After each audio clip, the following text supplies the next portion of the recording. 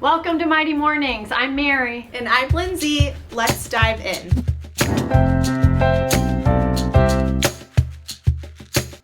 What happens when two fitness instructors face off and rank their favorite and least favorite workouts? Today we're going to find out. The workouts we're ranking today are Pilates, chair, barre, HIIT or high intensity interval training, running, cycling, strength training, yoga, and boot camp. So I would probably rate, one is our most favorite, yes. Yes, one is favorite. Sorry, Trick question. I cannot get that in my head, because in health coaching language, when you're scaling a member, you're like on a scale of 1 to 10, 10 is always the best, so I'm like having trouble. I gotcha. It's reverse psychology. Okay, so I would have to rate my 9th workout, which is my least favorite, as, unfortunately, Mary, Pilates. There's a reason I don't teach it. I don't know. I enjoy, honestly, I enjoy all workouts and I'll do everything once, but it's just not my favorite. So I'll do 9 as my Pilates. And then I would have to say probably yoga as number 8. Again, I think it's just that type of workout, like, stretching. I like stretching, but, going through the motion of stretching like Pilates and yoga, it's just not my favorite. So I would say 8 is yoga for me. Following that, I would have to say 7 is cycling. I have done a few cycling classes in my time, but I just would prefer to walk or run for my cardio. So I would say 6. I'll do chair. I teach chair classes. I enjoy chair classes. They're super effective. And I think they're very underestimated. So 6 is my chair. 5, I'm gonna do barre. I feel like it's right in the middle. I don't love it. I don't dislike it like I do Pilates. I think barre is, I used to do ballet when I was little, so I feel like barre kind of fits that forte for me. Okay, so 4, I would have to say, we're getting into my top 4 favorites that I really alternate throughout the week. So I would say my 4 is probably HIIT. I like more of a steady endurance cardio, but HIIT I still really enjoy. So I would say 4 is HIIT. I would say 3 is boot camp, because I used to teach a lot of boot camp classes. So boot camp is really up there with my strength training. I guess it kind of depends on boot camp type of class, but 3 is boot camp. I'm going to say 2 is running. I actually really enjoy running. I didn't always used to enjoy it. I did it a lot more before I had children. I don't do it as much now, but I really enjoy running. More so jogging, I should say. And then my number 1 overall favorite type of exercise is strength training. There's so many benefits to it. You can tackle basically any of your goals with strength training. So that's my number 1. Lindsay. Yeah. We could never be workout buddies. I know. That's and so this funny. is why. First of all, 3 of your top 4 are at the very bottom of my list. Cannot That's why stand. we balance each other out so well. Okay. It's hard to pick. So yeah, it's hard to pick the one I like the least, because there's several I really despise. And I think the one I despise the most is running. It is awful. I hate it. I've never had a runner's high. What is that even? I don't think it exists. I've seen a green flash, but runner's high, I don't think it's true. Now walking up a hill, hiking, I could do that all day, but I'm just not a runner. So I have to find my fitness in other places. Boot camp, cannot stand it, hate it. Especially the name. Who even named that? I feel like it's just some hardcore crawling through mud kind of class, and not at all my thing.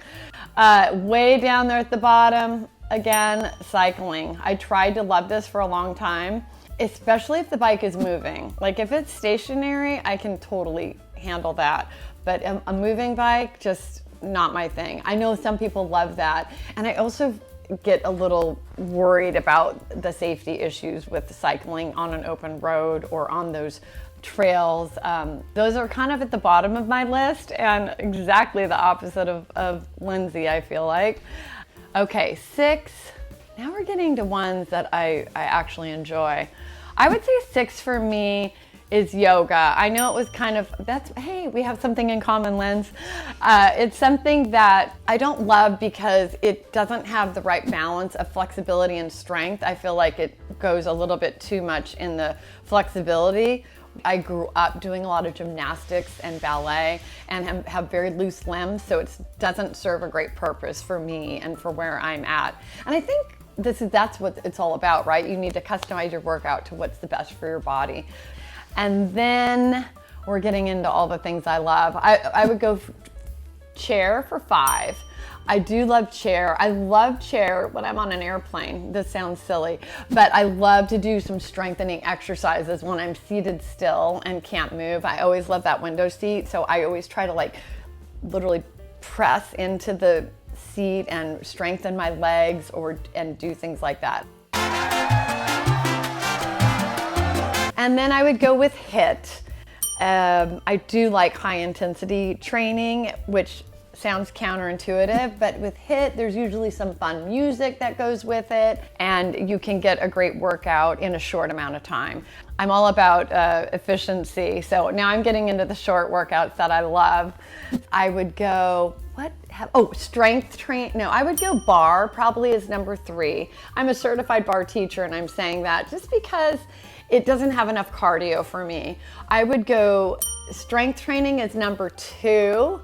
Because I think that as we get older, I'm at a place where strength training is so beneficial for me. Even if it's light weights, keeping my muscles strong to support my joints and my health is just the utmost importance to me right now. And then I love Pilates. Lindsay, I want to teach you some Pilates because I want you to love it like I do. And I think people think of Pilates as a type of workout that's more about flexibility, but it's really about core strength. So having a great understanding Pilates and understanding it is just so empowering. And so that's my number 1, Pilates. Your number 1 is my number 9. I know. Can you believe it? And I think it has a lot to do with like where, like life stages too, because although I've never loved running, even when I was required to, I just need, I think, lower impact for over 50 and for our members that are like moi is where it's at. So I at Mighty Health teach chair classes. I teach resistance band classes, body weight strength classes, balance classes, and stretching classes. So I teach a wide variety. I think my favorite to teach is probably resistance bands, just because they're a really great beginner strength training type of exercise. You can get a good cardio benefit from it as well, depending on what you're doing. Yeah, what about you, Mary? Oh, I do love resistance bands, so it's fun to find some commonality with you since you hate Pilates. You're never gonna let me live that down. I am a certified barre teacher and a certified mat Pilates instructor, and so I love both of those exercises. And when I'm teaching, I guess there's a difference between what you love to teach and what you love to do yourself sometimes. Sometimes when I'm teaching, if I'm teaching an intense thigh section in a barre class, and it gets really challenging for me, it's hard to keep that energy feeding to my students because I'm out of breath myself and I'm huffing and puffing. But it helps me, I guess, relate to my student. And it's different when you're teaching virtually online than teaching in person too. But, just creating that connection and still encouraging my student is my favorite part about the class. Both of the exercises I teach I love for their own reasons. They're both related, and I guess that in a nutshell is kind of why I love it. That's a great question. I think that for me, I try to give an exercise that we're trying to complete And then I also try to give maybe a modified version of that exercise, because everybody's coming into this class from all their walks of life of, ailments or physical limitations. I'm trying to teach a class that anybody in that class can find a way to move and strengthen themselves or gain stamina. Yeah, I agree with that. I think it's always good to make sure that we're providing modifications, not only for people with limitations, but also people who want to get a better benefit out of it. And I think it can be hard sometimes, like trying to talk through an exercise, especially because it's like, especially virtually, right? It's harder to explain and stuff like that. But, you do a really good job of providing those modifications for our members. Yeah.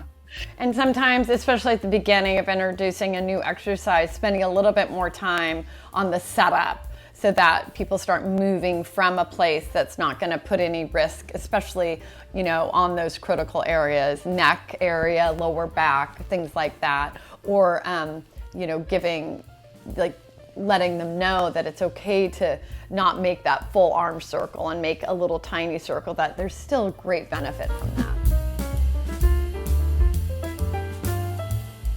I guess the whole, mine have been usually either my dog walking on set or my mic falling completely out of me and trying to keep going.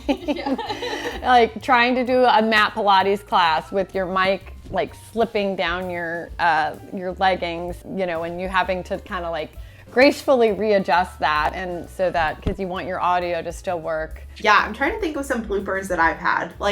I feel like the biggest thing is just fumbling over my words. If I'm trying to explain something and I just find that the way I'm explaining it is not even making sense to me. So how is it making sense to the viewer? But right. Pulling yourself back in from that. But also, just kind of environmental snafus. I remember one time I was teaching a class and my dog was upstairs and I think she knocked something over and it made this loud bang and I got really distracted for a second and I had to reel myself back in. I'm like, oh my gosh, what is she getting herself into up there? I think another one of the biggest things that I struggle with is when I'm doing numerical reps and I say, okay, we're going to do 10, right? And I mess up my count, or if I lose count, I kind of just guess where I'm at and be like, okay, we've got 3 left. I don't know if you do that. And I'm sure our members pick up on it because they're like, you said 10 and you've definitely done only 8 or 12. But I found myself doing that where it's I lost count. I don't know where I'm at, but we're just going to say we've got 4 left or something. I know, because the flow of a class is so important. And so you start kind of focusing on how you're going to have them stop that movement and transition into the other. And so, or you want to point out something about one of those 10 reps. So skipping over that number to count it, all that is kind of hard. I find myself all the time, I hope you're on 10 because I'm on 10, or or I always say to cover myself, I just say okay, I'm gonna do 10. I might be slower on my 10, but you make sure you get your 10 in, and that's all that matters. Yeah, and our Mighty Health customers are very good counters, Lindsay, so I think you can count on them to get to 10.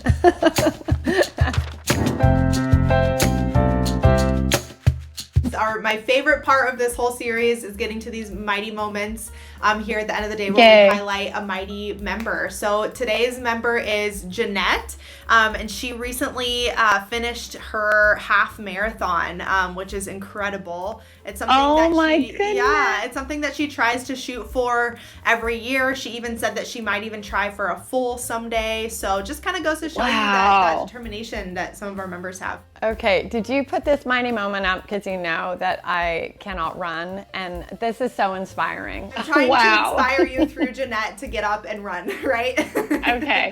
Okay, Jeanette, you're my inspiration. That is so fabulous. I love it. Can I walk the half marathon? Would that be okay? As long as you're getting the steps in, right? As long as you're finishing it, doesn't matter how. As long as you're moving forward, one step at a time. That is amazing. I'm so inspired by that.